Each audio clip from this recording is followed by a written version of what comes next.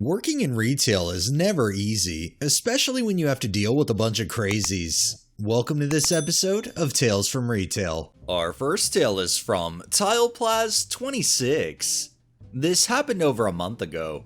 I work as a yard hand and delivery driver at a retail store that sells building material. About 10 minutes before our day is done, we go from one side of the property to the other, locking up all the storage sheds, gates, etc. It was a Tuesday or Wednesday, and we are less than 5 minutes from close. We're closing the last shed attached to the store when a customer sticks his head out of one of the doors leading into the store, asking us not to lock up yet. He needs some lumber. I ask him what kind, and he says he needed a certain kind in 8 pieces 7 feet long, but since we didn't have it in 7, he was going for 8-foot pieces. I tell him it's in one of the sheds we already locked, so I'll have to go get the key. We go into the shed where we have it, but we were out. I knew we had more, but it was in another shed, behind locked gates, doors, and buried under and behind lots of stock, so getting to it would take over 15 minutes. So the 2 coworkers who came out to help, I told them to take the 14 pieces we had, cut them in half, and that would give him the 7-foot pieces he would need. I go back to the store so the staff can properly update the sale. At this point, it's a few minutes past close, so I go in, let them know with the customer there. The customer then said, "Well, if it's a hassle, it can wait. I don't need it until Friday, so I can come back and pick it up then." My jaw dropped. I was very close to saying, "Then why are you here at close?" But I just bit my tongue. I just gave him a look, then walked out as my coworkers finished cutting the wood and loading it into his vehicle. You have to love that after all of the hassle, the customer then says if it's a hassle, as if them coming in 10 minutes to close wasn't already hassling enough. This next tale is by Clint Depict. I used to work in a large bookstore chain. There was one very elegant older lady who would come in infrequently and peruse the newest biographies. She only ever dealt with myself and one other person, disdaining the other employees, but she was very nice to us and quite a fun customer to deal with. I was stuck with an employee who was the district manager's spy for a few weeks, and he was very smarmy and obsequious to everyone. We all just put up with him. So our favorite customer comes in and I approach her to help her as usual. Noticing the spy approaching her and thinking that this is going to go poorly, tried to beat him to her. The spy gets there first and asks if he can help her.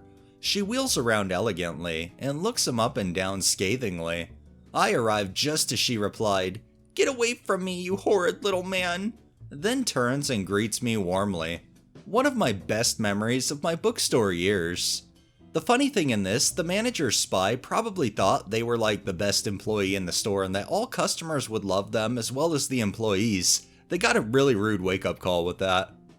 This next tale is from Hank Pimp. I worked for a retailer that provided assigned lockers to its employees. I usually kept my jacket, thermos, some snacks, and a box of plastic utensils in there. One day I walked into the break room for lunch and I see Margaret in my locker. "Why are you in my locker?" "I need a fork," she said with a lot of attitude. "This is my locker." "And I need a fork." "You can't just go into my locker and take my things. I paid for those." "Well, I need a fork." She turned and walked away with my fork. I went to the manager, but she really didn't care. I maintained that she can't just go and take things without asking, so she promised to talk to Margaret.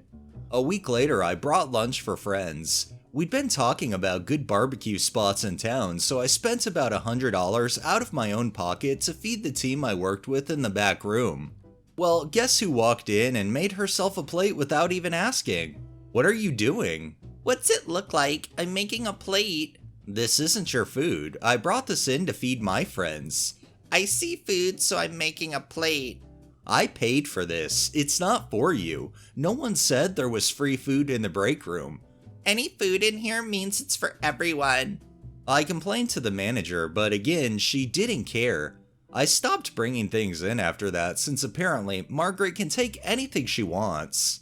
I have to wonder if there's a relationship between your manager and Margaret, because if Margaret can get away with all of this stuff with no consequence, it just makes you have to wonder. Outside of that, it just sounds like the manager is shit too.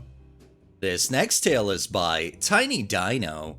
This happened last week, but I was working registers and at one point I was serving this elderly woman. Of course, typical thank you for waiting and do you need a bag spiel. And then it got to paying for her transaction. She was paying in cash. Her total was like $8 and some change. After she gave me a $10 bill, I thought I saw her digging through her wallet, so I waited to see if she was going to give me some coins. As in past instances, customers would last minute decide to give me coins after I've already processed their cash transaction. She then mumbled something I didn't catch, so I asked her, "Sorry, can you please repeat that?" She replied, "Nothing, I'm waiting for my change." I apologized and stated that I thought she had some coins to give me and quickly finished up the transaction. After I give her her change and receipt, she suddenly goes, You should not be asking personal questions. You have no right to know my personal stuff. and she walked away while I'm standing there confused as of what personal questions I asked. The only thing I could think is when she was talking to herself, it was something personal, and then when you asked her to repeat it, she got offended or something. I don't know. This next tale is from White Tiger X8. Back in the late 2000s, I used to work for a supermarket chain in my state, where I would switch between cashiering and scanning departments. This chain of stores would occasionally have the cashiers ask all customers if they wanted a donation to be made to any school in the county by having the store donate about 6 to 10% of the bill to the school of the customer's choice. During one cashier shift, I was dealing with a small rush that hit my lane and going through orders as quickly as possible. As I got to this gentleman and his 2 kids, I greeted him as I have been with everyone, and scanned and bagged up his items without any incident. Then I asked for coupons. He said no, and asked if he wanted to donate to a school. Immediately, he lost it. He went into a full, angry rant at me, saying things like, "How dare I ask him to give more money to this store?" And, "I put my kids through school with my own money, not relying on others." I couldn't get a word in edgewise as he spewed more irrational hatred at me. I can't remember whatever else he said. Threw his money at me to pay for his things as I managed to get out his total for the groceries and stomped over to the customer service desk. He then proceeded to yell at the manager for what I did to him and that he won't be coming back again. His kids didn't do much except carry the groceries out behind him. The customers behind him reassured me that I was just doing my job and hadn't done anything wrong. Once the rush was done, I walked over to the customer service desk and asked the manager about the guy. She told me she heard the whole ordeal between me and him, and he was in the wrong, probably blowing off steam on me since I wouldn't do anything to retaliate. I never saw the guy again in the time I worked there, never even had any complaints lodged against me by anyone. It definitely sounds like this guy was having a bad day and he just lost it at the donation bit, but still, it's no excuse to act like this in public, to treat people the way he treated you, on top of doing it in front of his kids. Real great example. And our final tale is by Qui Human Estalon. I work in a pet food store with mostly returning customers. We have a rewards program, and for that, we keep a sales record for when the program applies. The other day, a customer came in and wanted to exchange a product they'd bought a couple days before. While the whole interaction was very pleasant, they asked me about how our point of sale works, what I see when I log in. I politely explained to her that our point of sale only shows the items we're selling at the moment on the main screen and that we don't look up sales histories unless specifically asked by the customer. They then asked me why did my coworker let them leave with the wrong thing. I reminded them that people often buy dog and cat food together. Also, it's not our job to police what people buy. If you bought something without paying attention to what it was, we don't question it. I kindly told them that it's up to them, the customer, to know what they buy. All in all, it was well handled on both sides. We were polite and the questions got answered. But that question, you are an adult. I'm not here to babysit you.